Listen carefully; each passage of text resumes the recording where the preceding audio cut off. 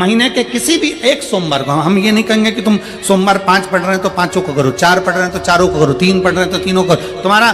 तुम तो महीने का एक सोमवार का नियम बना। और मेरी जीजियों से, मेरी बेटियों से जो विदेश में रह रही हैं, जो कहीं बाहर रह रही हैं, कहीं बड़े शहर में रह रही हैं, जो रोज मंदिर नहीं जा सकते, हर किसी महीने के एक सोमवार को भी ये नियम निर्धारण कर सकते, तो उनसे कहेंगे कि 3 महीने में एक सोमवार का नियम बना लो। 3 महीने में नहीं बना सकते तो 6 महीने में एक सोमवार का नियम बना लो, और 6 महीने में नहीं बना सकते तो 1 साल में एक सोमवार का ऐसा नियम बना लो कि मैं साल का एक सोमवार ऐसा रहूंगी कि सुबह सोमवार के दिन मंदिर में जाकर जल चढ़ाऊंगी, दोपहर में जाकर बाबा को एक अक्षत का दाना रखकर, अक्षत का मतलब है कि बाबा मेरी दिनों दिन उन्नति करना। बेलपत्री के वृक्ष के नीचे जो अक्षत रखा जाता है वो उन्नति के लिए रखा जाता है। शंकर के शिवलिंग पर जो अक्षत रखा जाता है वो रोग मुक्ति के लिए रखा जाता है। अशोक सुंदरी पर जो अक्षत रखा जाता है वो संतान प्राप्ति के लिए रखा जाता है। षडानंद कार्तिकेय की ओर जो अक्षत रखा जाता है वह हमारे बच्चों की सुख समृद्धि के लिए रखा जाता है। विनायक की ओर,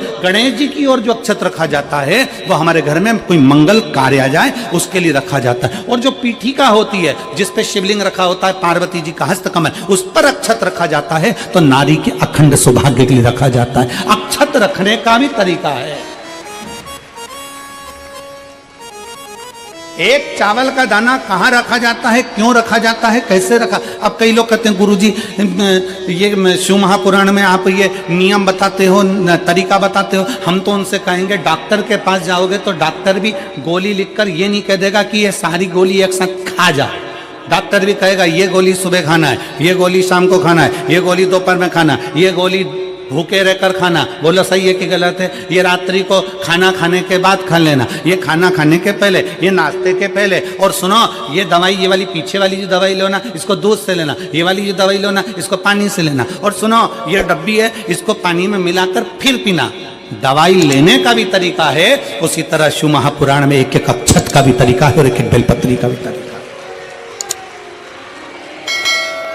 अब मान लो कई लोग कहते हैं गुरुजी आप ये तरीका बताते हो शिव पुराण के माध्यम से, कई लोगों के मन में संशय जागता है, तो अगर हम एक साथ चावल चढ़ा दे तो उसका क्या तरीका है। तो हमारा निवेदन है डॉक्टर जो दवाई ले एक ही बार में निपटा जाए, एक ही बार में खा ले। दवाई एक बार में पूरी खा गए असर नहीं करेगी, इसमें डॉक्टर का कोई दोष नहीं है। उसने तो बताया था ऐसे लेना ऐसे लेना, और तुमने मैं डॉक्टर साहब ने पूछा दवाई पूरी ली, शाम की दवाई भूल गई थी, सवेरे की दवाई भूल गई थी, ये दवाई भूल गई थी। डॉक्टर कहेगा हमने तो नियम बताया था, तुमने नहीं खाई तो असर कहां से करेगी। तुम असर कब करती है जब हम पूजन के तरीके को जान जाएं, जब हम अर्चना के तरीके को जाएं।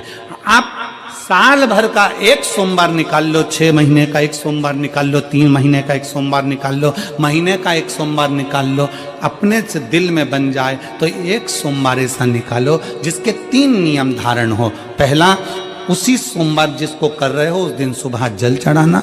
दूसरे, दोपहर के समय पर जाकर बेलपत्री के वृक्ष के नीचे एक चावल का दाना रखना, और परिक्रमा बेलपत्र की जितनी तुमसे बन जाए, जितनी तुम्हारे शरीर की कैपेसिटी हो, जितना तुम्हारा शरीर चलते बन जाए। रोज शंकर के मंदिर में प्रतिदिन जाने वाले को, और एक और चीज अपने स्मरण में रहे, अगर शिव के मंदिर नहीं जा सकते तो अपने घर में जो शिवलिंग है उस पर जल चढ़ाओ। एक पशुपति व्रत होता है और वो व्रत ऐसा है कि उस व्रत को 5 सोमवार करना चाहिए, कोई से भी 5 सोमवार, जिसमें तुम्हारी मर्जी पड़े। ऐसा कौन सा काम है जो पशुपति व्रत से नहीं हो सकता।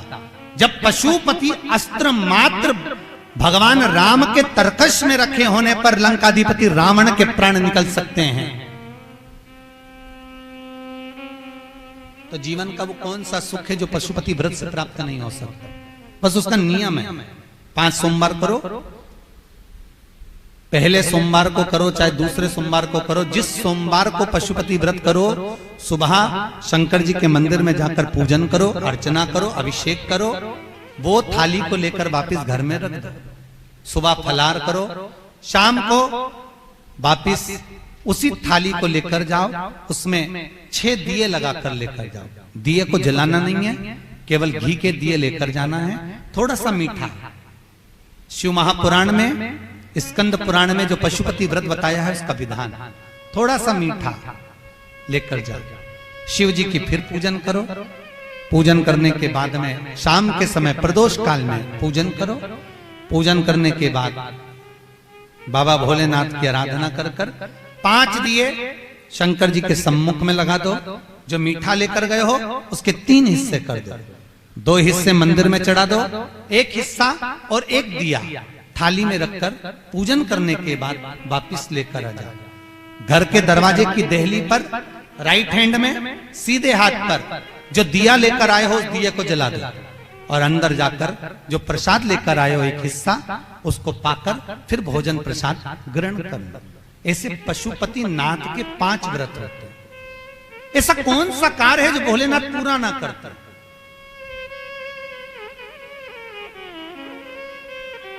कौन सा? श्री राम जी महाराज अगर सेतु पर चढ़ाई करने जा रहे हैं लंका पर, तो भगवान शिव की आराधना कर कर जा रहे हैं। भगवान कृष्ण ने भी भगवान शंकर की आराधना करी, भगवान शिव की आराधना।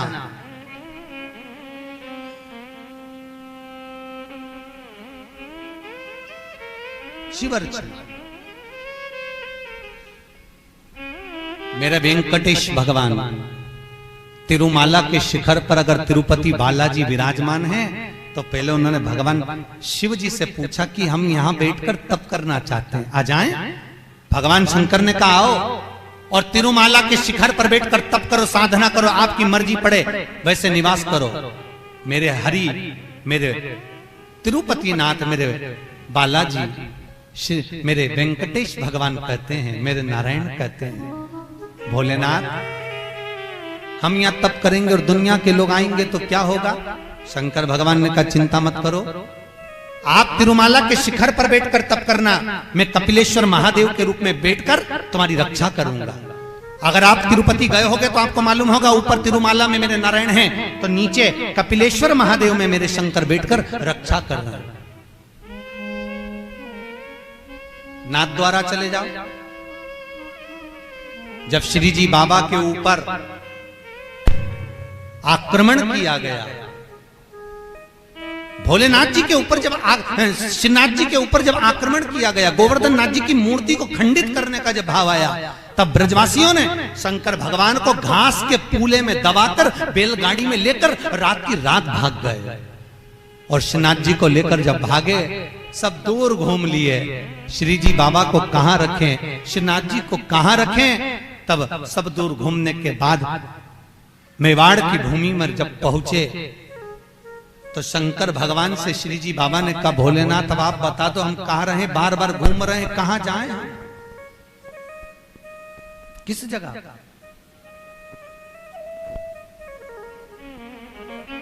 हम कहां जाएं, हम किस जगह पर जाएं? आप बताओ। भगवान शिव कहते हैं ठाकुर, हे श्री जी बाबा आप एक काम करो, आप मेवाड़ की इसी भूमि पर रहिए, आप यहां रहोगे और हम एक लिंग जी के रूप में आपकी रक्षा करेंगे। कभी आप नाथ द्वारा जाकर देखना, श्रीनाथ जी में श्री जी बाबा विराजमान है और उनके पास में एक लिंग जी के रूप में भगवान शंकर विराजमान। कोई ऐसी धरा, कोई ऐसी भूमि, कोई ऐसी जगह जहां शिव ना हो, हर जगह सर्वस्व विराजमान भोलेनाथ सर्वस्व।